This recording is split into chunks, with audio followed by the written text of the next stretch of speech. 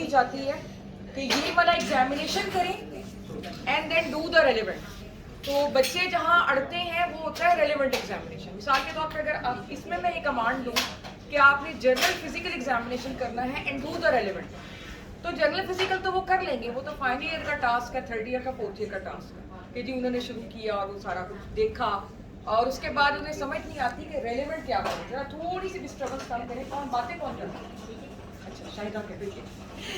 अच्छा, अब for example इस लड़की में कमांड या स्पेशल में कमांड ये आएगी कि examine the general do the general physical examination and then do the relevant. तो जनरल फिजिकल एग्जामिनेशन में हमने जो मेन फाइंडिंग है वो पिक करनी है। स्टेप 1 ये है कि जो कमांड दी गई आप उसको पूरा करें, ठीक है। और अगर 5 मिनट है तो कोशिश करें कि 3 से 4 मिनट में वो आपकी कमांड जो है वो पूरी हो जाए और आखिरी 1 मिनट जो है वो आपके पास वो रेलिवेंट करनी है। 3-4 मिनट में आपने पूरा वो कमांड को पूरा करना है। जो मेन फाइंडिंग है इसकी उसको पिक करना है। सपोज इसके अंदर जॉन्डिस है, ठीक है, मुझे पता है पहले से, कोई बात नहीं, आपको भी बता देती हूँ, चर्चा लीक कर दिया मैंने, जॉन्डिस है इसमें। अब हमने जॉन्डिस को पिक कर लिया, अब अपने अपने माइंड के अंदर जो है वो देखना है कि जॉन्डिस के साथ क्या रेलेवेंट एग्जामिनेशन हो सकता है। तो we will start making a differential diagnosis. क्या क्या जॉन्डिस का differential diagnosis? Acute viral hepatitis. Acute viral hepatitis. Pre hepatic की सबसे ज्यादा इंपॉर्टेंट कॉज क्या है? हिमोलिटिक है, बाकी गिलबर्ट वगैरह है। तो गिलबर्ट के अंदर हम कोई रेलेवेंट एग्जामिनेशन में कोई चीज नहीं कर सकते, लेकिन हिमोलिटिक में हम क्या ऐसी चीज करेंगे?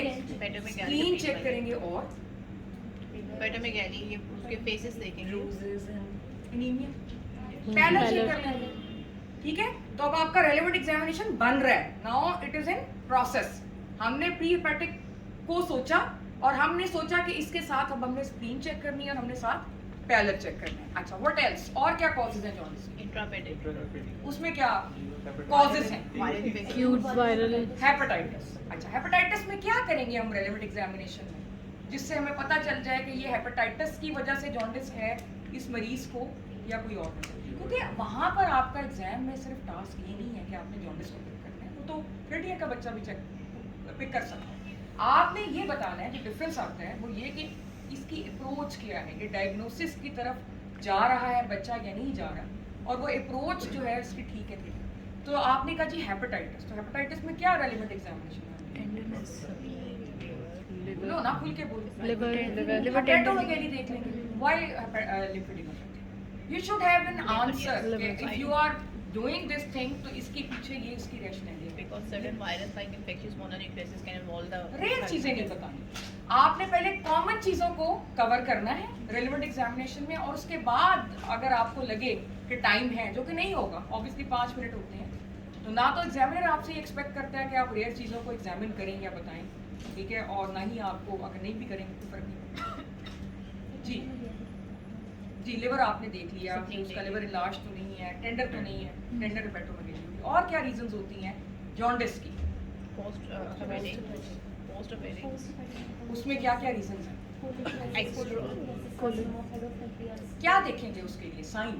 itching, sorry, scratch marks, ठीक है, देख लिया, और Nails. ल्यूकोनिकिया और नहीं. Abdominal mass. What is Courvoisier's law? Gallbladder से painless painless jaundice, palpable mass, yes, unlikely because of stone most likely. ठीक है। तो आपने अभी हेपेटिक से बड़ी जल्दी पोस्ट हेपेटिक की तरफ आ गए। पोस्ट हेपेटिक यूजुअली जो है वो सर्जिकल डोमेन में, हमारे ज़माने में इसको मेडिकल और सर्जिकल जॉन्डिस कहा जाता था, लेकिन अब चूंकि गैस्ट्रोएंटरोलॉजी हमारा बड़ा वो प्रोग्रेस कर गया है, तो अब हमारे पास पोस्ट हेपेटिक भी आ रहे हैं स्टेंटिंग के लिए, और सारा सर्जरी अब इतनी नहीं हो रही जितनी कि स्टेंटिंग के लिए आ रहे हैं, पैलिएटिव मैनेजमेंट के लिए आ रहे हैं। लेकिन हेपेटाइटिस को आप जल्दी स्विच नहीं करके हेपेटिक कॉजेज को, आई मीन टू से, हेपेटिक कॉजेज में बहुत सी कॉजेज थी अदर देन हेपेटाइटिस, वो आपने नहीं एड्रेस की। ड्रग इंड्यूस में आप साइन क्या है? शॉर्ट केस में you are not allowed to ask history. आपने देखो, स्टेप 1 आपने जॉन्डिस को पिक किया, स्टेप 2 आपका ये है कि you try to make a DD in your brain. आपने एक डीडी बनाया प्री हेपेटिक हिमोलिटिक के लिए, तो आपने कहा मैं इसके पैलर चेक कर लूँगा और स्प्लीन चेक कर लूँगी, ठीक है ना। उसके बाद आपने हेपेटिक सोचा, उसमें आपने कहा जी हेपेटाइटिस हो सकती है, हेपेटाइटिस के लिए आप लिवर चेक कर लेंगे। ड्रग इंड्यूस में तो आप कोई चीज़ नहीं चेक कर सकते, एल्कोहलिक वो तो चीज़ कोई चेक नहीं ना कर सकते आप। साइन, एल्कोहलिक में पेरिफेरल स्वेलिंग होता है, वो देख सकते हैं। तो what is the name for that criterias जो कहते हैं हम जिसको, जो कि हम चेक करते हैं। फ्लैप्स देख सकते हैं पेशेंट में, stigma. Stigmata of liver disease, acute and chronic नहीं देखा आपने। देखिए जब भी आप एग्जाम देंगे ना, चाहे वो पेसिस का चाहे वो एफसीपीएस 2 का, आपने ये देखना है कि कौन सी चीज आपके यहाँ कॉमनली जॉन्डिस की प्रेजेंट कर रही है। आपके यहाँ ड्रग इंड्यूस्ड हेपेटाइटिस नहीं प्रेजेंट कर रहा, आपके यहाँ हेपेटाइटिस एक्यूट नहीं आ रहा, आपके यहाँ सीएलडी आ रहा है, और सीएलडी में जॉन्डिस जो आ रहा है वो एक्यूट एंड क्रॉनिक इंसल्ट की वजह से ऐसे ही है, ठीक है।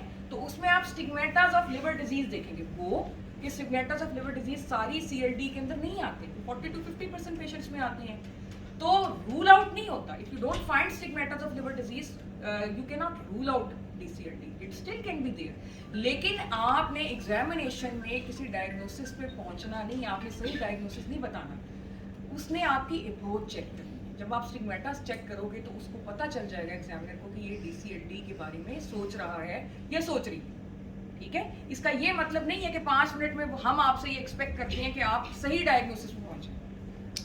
तो आपका आप जो बनता है, रेलेवेंट एग्जामिनेशन बन रहा है, उसमें आपका एनीमिया आ गया, उसका स्प्लीन आ गया, लिवर को आपने देख लिया, और stigmata of liver disease, and what are they, क्या होते हैं? पामर एरिथेमा, डुपिट्रल कॉन्ट्रैक्चर, ठीक है, और फ्लैपिंग ट्रेमर कह लिए आप या ना, क्योंकि वो उसमें यूरेमिक एनकेफ्लोपैथी में भी आ जाती है, CO2 रिटेंशन में भी आ जाती है, spider naevi, spider naevi, gynaecomastia, loss of male distribution of hair, समझ आ रही है? ये सारा आपका रेलेवेंट एग्जामिनेशन में आ रहा है। What else? आप देखें रेलेवेंट एग्जामिनेशन आप खुद बना रहे हैं, ठीक है। अच्छा, व्हाट एल्स? और हाइपोगोनेडिज्म, वो भी आपके I would like to see rigidity. और अगर आप इतना भी देख लोगे ना हेपेटिक के अंदर, तो वो काफी है। हेपेटिक के पोस्ट हेपेटिक के अंदर आप क्या देखेंगे? Bruise marks, post hepatic scratch marks, scratch marks, bruise marks, scratch marks, और ब्रूज मार्क्स, पैच, कोई लम्प्स एंड बम्प्स, जिस तरह अभी बात हुई कि कोई पैंक्रियाटिक सील है, या कोई कोलेंजियोकार्सिनोमा है, ठीक है, या कोई कॉलिसिस्टाइटिस है, कोई गॉल ब्लैडर है, तो कोई गॉल राइट हाइपोकॉन्ड्रियम में कोई टेंडरनेस आपको मिल जाएगी, ठीक है। इस किस्म की चीजें जो आप देखेंगे। तो अगर अब हम इसको सीक्वेंस, अब तीसरा स्टेप क्या है कि जो रेलेवेंट एग्जामिनेशन है उसको हमने सीक्वेंस करना, कि हमने इसको करना कैसे। तो सीक्वेंसिंग हम कैसे करेंगे कि हमने जनरल फिजिकल एग्जामिनेशन हम कर रहे थे, तो उसी में हमारी काफ़ी हद तक सीक्वेंसिंग हो जाएगी, ठीक है। उसमें आपने पामर एरिथेमा चेक कर लिया, डुपिट्रल कॉन्ट्रैक्चर आपका चेक हो जाएगा, उसके बाद आपने यहाँ तक जो है उसे एक्सपोज करवा लेना है। यहाँ पर आप देखेंगे कोई IV नीडल मार्क्स, कोई टैटू मार्क्स, कोई ब्रूजिंग, ठीक है। उसके बाद आप ऊपर जाएंगे, यहाँ पर आप एक्सिला में देख लें कि लॉस ऑफ एक्सिलरी हेयर तो नहीं है, ठीक है। उसके बाद आप चेस्ट पर आ जाए। अब देखिए आप एक सीक्वेंस से आ रहे हैं, यहाँ से आपने शुरू किया, ठीक है। Palmar erythema, Dupuytren contracture, flapping tremor, यहाँ पर IV नीडल मार्क्स देख लिया आपने, कोई टैटू मार्क्स देख लिए, कोई ब्रूजिंग देख लिया आपने, क्योंकि सारे मेथड्स ऑफ ट्रांसमिशन हैं वायरल हेपेटाइटिस के। फिर आप एक्सिलरी हेयर जो है वो आपने देखे कि वो लॉस तो नहीं हुए। फिर उसके बाद आप मेल अगर है तो मेल हेयर लॉस तो नहीं हुआ। फिर गायनेकोमेस्टिया, उसको आपने पेल्पेट करके देखना है डिस्क को, ठीक है। और स्पाइडर निवाई या एंजियोमास, यहाँ उसका एरिया होता है, वो आपने देखनी है, सही है। उसके बाद आप ऊपर चले जाए नेक के ऊपर, ठीक है। वहाँ पे जनरल फिजिकल एग्जामिनेशन में तो खैर आपने JVP वगैरह देखनी होती है, लेकिन अगर जॉन्डिस के हवाले से देखा जाए तो जॉन्डिस की एक कॉज जो हो सकती है वो कंजेस्टिव हेपेटोमेगाली हो सकती है, तो JVP भी रेलेवेंट है। आप JVP चेक तो करोगे जनरल फिजिकल एग्जामिनेशन में, लेकिन साथ आपने सोचना भी है कि ये क्यों मैं कर रहा हूँ चेक, इसकी जॉन्डिस के साथ क्या रेलेवेंस है। तो राइट हार्ट फेलियर जो होता है that can lead to congestive hepatomegaly, सही है। फिर उसके बाद आप फेस पे आ गए, पैरोटिड स्वेलिंग देख ली, पैलर देख लिया, जॉन्डिस देख लिया, ओरल कैविटी जो है वो उसकी खुलवा ली, सही है। फिर उसके बाद आपने मरीज को बिठा दिया और आपने लिम्फ नोड्स वगैरह जो है वो उसके देख लिए। लिम्फ नोड्स क्यों देख, इसकी सिग्निफिकेंस क्या बनती है? lymphocytes, लिम्फोमा, आपके, ल्यूकीमिया सब ये है लिम्फोमास हैं। लिम्फोमास। और जो माइलोप्रोलिफरेटिव लिम्फोप्रोलिफरेटिव डिसऑर्डर्स हैं वो भी लिवर वगैरह को इन्वॉल्व करते हैं। They can present with jaundice. मतलब अगर पोर्टा हेपेटिस के अंदर लिम्फ नोड्स हैं लिम्फोमा के, तो obviously patient can present with obstructive jaundice. So lymph nodes भी सिग्निफिकेंट है, बट द क्वेश्चन इज कि आपको पता है कि why you are seeing the lymph nodes. If the examiner asked you in the discussion कि भाई आपने लिम्फ नोड्स देखे तो उसकी कोई रेलेवेंस बन रही है विद द जॉन्डिस, तो you should be able to tell कि हाँ इसकी ये रेलेवेंस बन रही है। अब ये सारा आपने जब कर लिया एक्सिलरी लिम्फोइडियल और सारी लिम्फ नोड्स, उसके बाद आपने जो है वो एब्डोमेन पे आना है, जो रेलेवेंट एग्जामिनेशन का हिस्सा। कमांड तो ये नहीं थी, कमांड तो ये थी कि जनरल फिजिकल एग्जामिनेशन थी, लेकिन जनरल फिजिकल के बाद आप कहाँ आए, आप फौरन एब्डोमेन, और वहां पर आपने जो है वो लिवर देखा और आपने जो है वो स्प्लीन देखी। और अगर आपको कोई कैपिट मेडिसी नजर आ रही है या कोई साइटिस नजर आ रही है, स्क्रैच मार्क्स नजर आ रहे हैं, तो वो भी आपने नोट किए। And finally you do the fitting adding. समझ आ गई? सो कमांड विल बी कि जनरल फिजिकल एग्जामिनेशन आपने करना है, do the relevant. Step 1, pick the finding, जो मोस्ट ऑब्वियस फाइंडिंग है general physical examination. That can be 1, that can be more than 1. Step 2, make a DD of that finding. If it is jaundice, make a DD. क्या reason हो सकते हैं? Step 3, उस DD में से क्या क्या साइन इस मरीज में हम elicit कर सकते हैं, make a list of those signs. Step 4, sequence करें उसको कि आपको उसमें से कुछ ना मिले। अब जो स्टेप 3 और स्टेप 4 है, ये आपने एग्जामिनेशन हॉल में जाने से पहले करना है, ये वहाँ नहीं करना।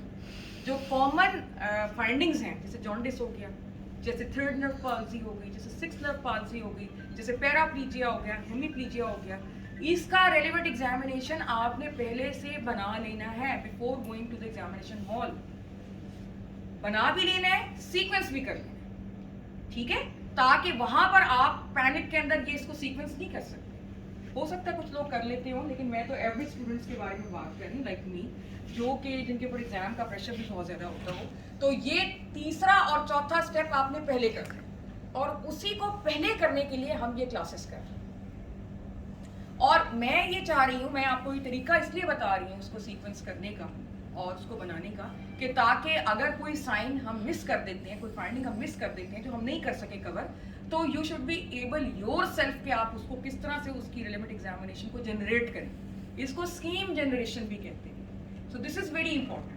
तो I am basically imparting an insight in you people कि आप इसको खुद बना सकें। देखो, अब आपका टास्क ये नहीं है जो बड़े एग्जाम्स के लिए कि आपने सिर्फ मेथड्स करने। Methods is just initial step. आपने फाइंडिंग को पिक करना है और आपने फिर देखना है कि इसको फाइंडिंग से मैं डायग्नोसिस को कैसे रीच करूं, और डायग्नोसिस को रीच करने के लिए जो डायग्नोस्टिक अप्रोच मैंने बनानी है वो पहले से अगर आपकी बनी हुई होगी और उसको आपने सीक्वेंस दिया हुआ होगा, तो you would be able to do that in 5 to 7 minutes, and then you would be able to discuss that. तो डिस्कशन भी हम डिस्कस करेंगे, लेकिन अगर आपने ये कर लिया तो discussion is very very easy. तो अब आपको समझ आया कि आपने क्या करना है, what you are supposed to do, ठीक है। Can you revise what I have told you, ताकि आपके लिए आसान हो जाए टू डू इट। अभी इन द मीन वाइल हम आपसे करवाएंगे, लेकिन आप रिवाइज करते हैं जरा कि क्या क्या किस तरह करेगी। आप बंद कर दें, अभी जब ये करेगी ना तो फिर